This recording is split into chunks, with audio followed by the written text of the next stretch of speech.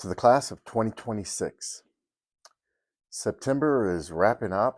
Lots of homecoming going on. The parades, the games, of course, the dances, and all the fun that goes along with that. I want to encourage you today with a phrase that is powerful and we need to be reminded frequently.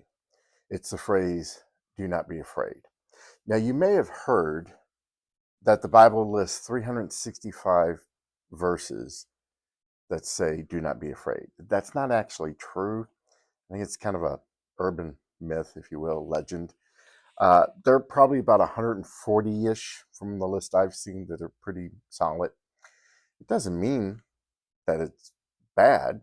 It's just, we got to be careful that we don't just throw away around things. But that phrase, do not be afraid, was on my mind today as I was walking and thinking about making this week's video.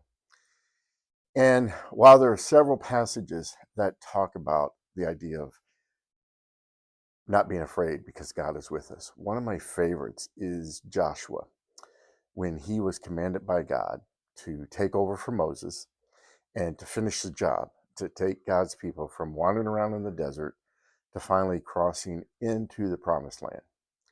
It's a big job. Can you imagine being the guy to follow Moses? I'd be afraid, very afraid. And this is what we read about in Joshua chapter 1 as God tries to encourage Joshua, and I think he wants to encourage us as well. In Joshua chapter 1, verse 9, God says, "Have I not commanded you? Be strong and courageous. Do not be frightened, and do not be dismayed, for the Lord your God is with you wherever you go." Now, a couple of things. The word dismayed could be translated discouraged. So really this could say, have I not commanded you, be strong and courageous, do not be afraid, and do not be discouraged, for the Lord your God is with you wherever you go. Here's the point. You're a senior. There's so much going on. Day to day, week to week, your current classwork, student activities, relationships with significant others, as well as family, work, college, what's next? Some of you are turning 18. Welcome to adulthood. There's just a lot going on.